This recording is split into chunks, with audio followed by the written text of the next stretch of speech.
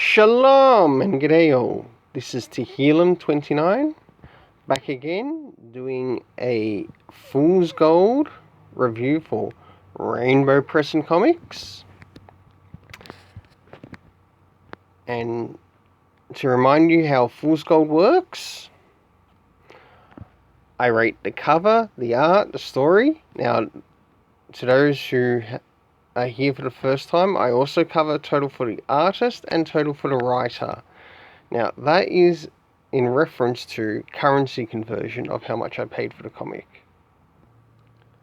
And the price I paid for this comic is $6.84 in Australian dollars.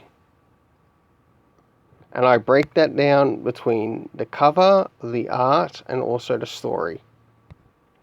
Today's title being covered is Young Justice Issue 12. Rating for the cover. Does it address everything that happens in this cover?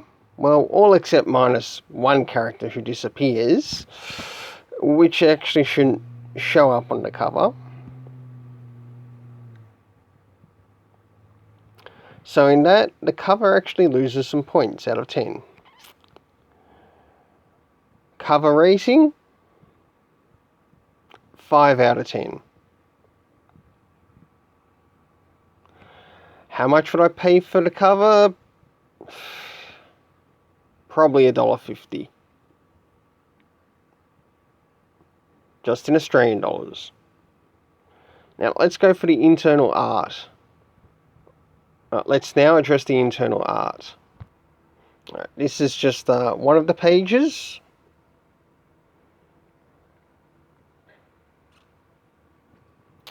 And there's Tim Drake looking like dung, I'm afraid to say, in that new suit.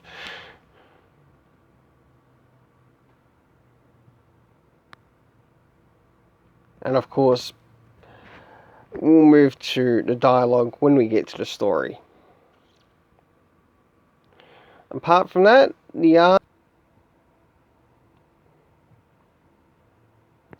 about a 4 out of 10. Again, probably $1.30 this time to go towards it in Australian dollars.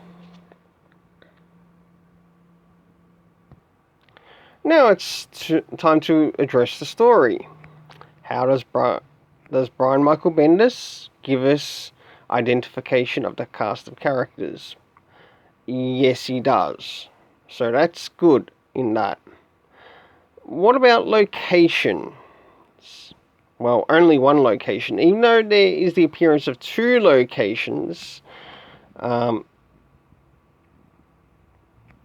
a third location which isn't even mentioned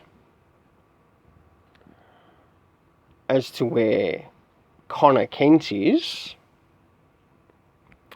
Do we get time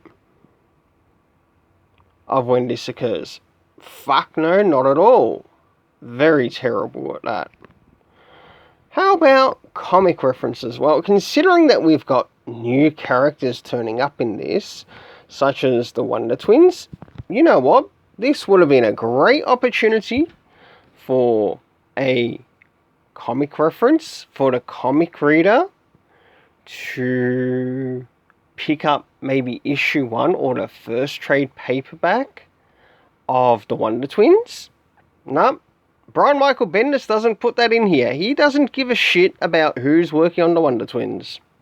He'd rather them go poor and him be rich. What about Dial H for Hero? No. No comic reference for that as well. He'd rather them be poor and him be rich. No wonder. Brian Michael Bendis, you can't bank on him. About the only thing you can bank on Bendis in DC Comics is bankruptcy. Bankruptcy of DC Comics. Bankruptcy in storytelling. It wouldn't matter who the editor is, they're just as guilty as Brian Michael Bendis in this, I'm afraid to say. No more, no less. Come on.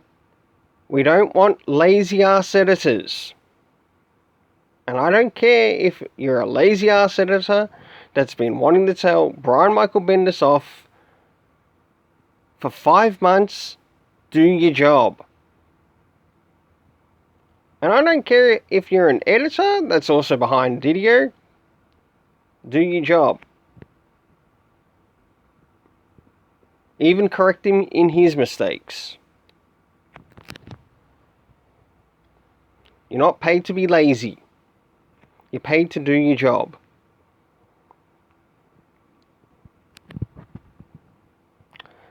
So, story rating.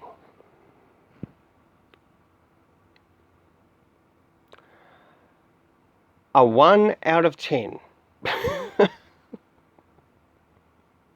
That's how terrible this story is. You can't bank on Bendis at DC Comics.